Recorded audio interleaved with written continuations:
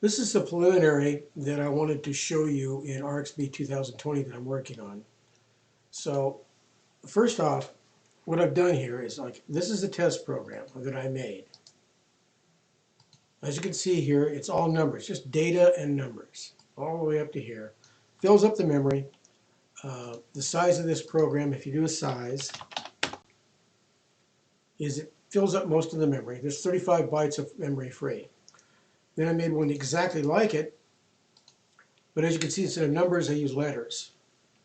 Then what I did was I said, okay, can we combine the two of them?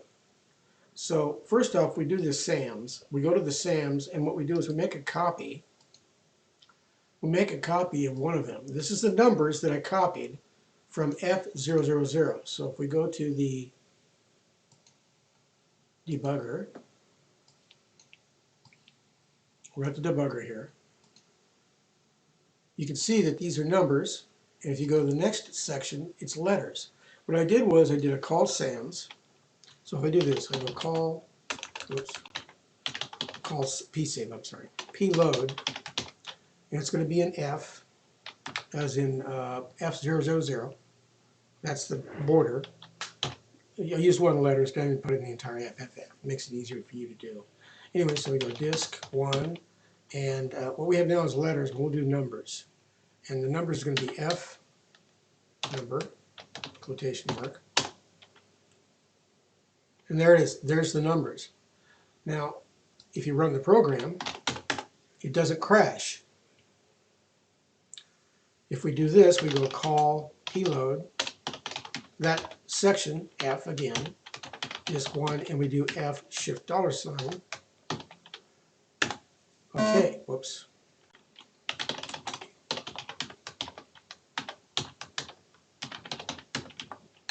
Forgot the quotation mark. Okay, now we got our letters. We go back, there we go. Now, the first thing, the problem with Extended Basic, we have to go back to A. Here's the problem. These are the line number table. And the lines have to be exactly the same line numbers. This is why you can't switch out into another Extended Basic program, because the line number table is here. Look at how huge it is. It goes clear up to here. That's the first line number. That actually is the actual line that you would type in. The rest of these are the line number table for where the line starts and ends for the line number table to do the lookup for the line number. I don't know why they did it this way, but this is how Extended Basic is constructed. I think TI Basic does the same thing, but it's kind of a goofy way of doing things, because if they just put it like other people in Extended Basic or Basics, they just put the line number and table in front of it, and the pointer points to the next line number. That would make sense.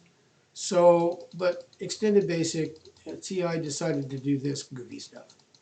Put the line numbers here. And there are no variables. There's just the line numbers and the data.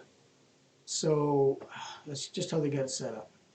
But the thing is, though, if I run the program after I've changed the line, as long as the line number is exactly the same length, every line has to be the same in length, by the way. Move it up here. Hang on. There we go. You notice that the lines have to be exactly the same length. Every one of them has to be the same length. You know this. Otherwise, it'll be a problem, because the pointer that we have up the top for the line number points to the front and end of the line. So we have to have the same ones. So if every line is exactly the same length, you could swap out as many as you want.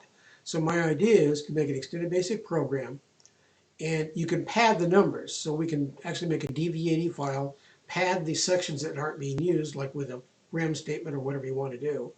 And then you can swap out as many lines as you want to. So the idea is you could have 1 or 2 meg Extended Basic program that's swapping out that lower patient section at F000. And what that accomplishes in doing that is you can just add more and more lines. They're the same line number, but you're changing the pages with the pload. Well, in this case, it would be SAMs.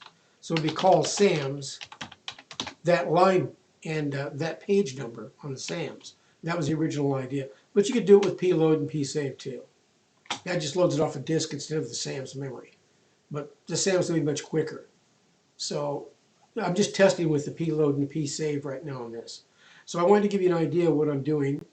And the idea of the future is that we can have extended basic programs that have no length. Like the classic 99 has 32 meg. You could actually make, crazy as it sounds, a 30 meg XB program. Now think about that for a moment. Now, that could be assembly language or it can be extended basic. Because when you page this page in, as long as you don't have that line number, you can use assembly in its area. It wouldn't care. It wouldn't know any better. It just never goes to that line number. And as long as you're not accessing that line number, you could put extended basic in that area or assembly or even another language. It wouldn't matter.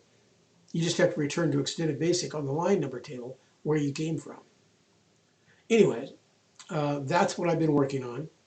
I wanted to let you guys know what I've been up to, and I would just post it to show you guys what I'm doing. So we'll talk to you later. Bye.